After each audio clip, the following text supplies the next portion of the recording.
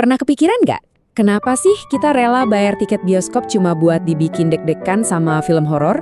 Nah, dalam pembahasan kali ini, kita bakal bongkar sisi psikologis yang menarik banget di balik semua itu. Pasti tahu kan momen ini? Lampu udah mati, musiknya makin bikin bulu kuduk berdiri, dan insting kita tuh udah ngasih tahu, sebentar lagi pasti ada yang loncat dari layar. Ini dia, pengalaman universal para penonton horor. Jantung rasanya mau copot, napas ketahan, tapi anehnya mata kita malah tetap melotot ke layar, bukannya merem. Nah, ini nih pertanyaan besarnya. Logikanya, kan rasa takut itu sinyal bahaya yang nyuruh kita lari.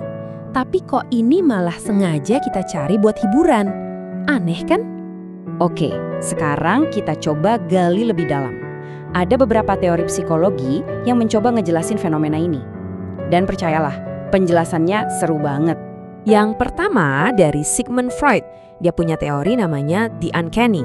Ini tuh perasaan ngeri yang muncul pas kita lihat sesuatu yang biasa, misalnya boneka.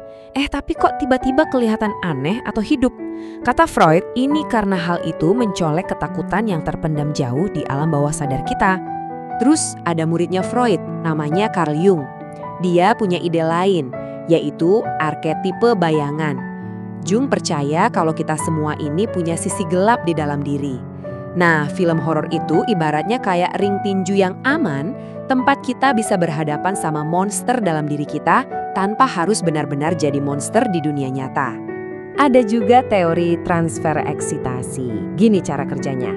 Pas adegan lagi tegang-tegangnya, badan kita itu dibanjiri adrenalin. Nah, pas adegannya selesai dan kita selamat, adrenalinnya nggak langsung hilang. Otak kita justru salah mengartikan sisa-sisa adrenalin itu jadi perasaan lega dan senang yang luar biasa. Mirip banget sama perasaan habis naik roller coaster. Teori lain yang lebih filosofis bilang kalau horor itu cara kita latihan menghadapi ketakutan terbesar kita semua, kematian. Di bioskop yang aman, kita bisa seolah-olah ngalamin kematian, ngerasain tegangnya, terus pas film selesai, ya udah kita bisa jalan keluar tanpa kurang satu apapun. Rasanya jadi kayak punya kendali atas sesuatu yang sebenarnya nggak bisa kita kendalikan. Oke, sekarang kita pindah ke pertanyaan siapa. Sebenarnya orang seperti apa sih yang suka nonton horor? Apa ada tipe kepribadian khusus? Jawabannya ternyata ada. Jadi, faktor prediksi terbesar seseorang suka horor atau enggak itu ada di sifat yang namanya pencarian sensasi. Orang dengan sifat ini tuh butuh stimulasi yang lebih tinggi buat ngerasa hidup atau bersemangat. Nah, film horor ngasih dosis adrenalin yang pas banget buat mereka. Selain itu, ada ciri-ciri lain juga. Penggemar horor itu cenderung lebih terbuka sama pengalaman-pengalaman baru. Tingkat keramahannya juga sedikit lebih rendah. Tapi ini bukan berarti mereka jahat ya. Cuma artinya mereka lebih tahan banting sama konten-konten agresif.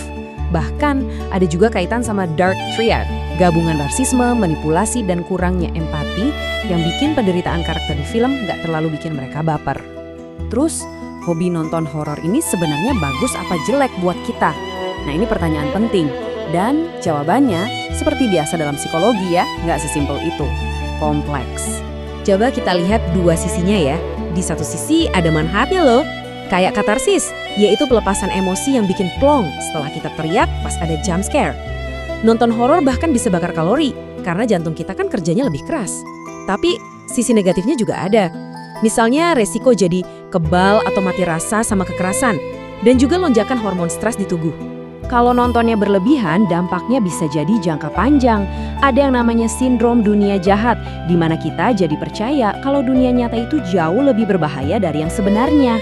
Efek lainnya, kita bisa jadi lebih gampang kaget, waspada terus-terusan, bahkan sampai susah tidur karena otaknya muter ulang adegan-adegan serem tadi. Nah, dampak-dampak inilah yang bikin muncul dua kontroversi paling besar di genre ini, hubungannya dengan agresi dan juga dunia mistis. Disinilah letak perdebatan utamanya.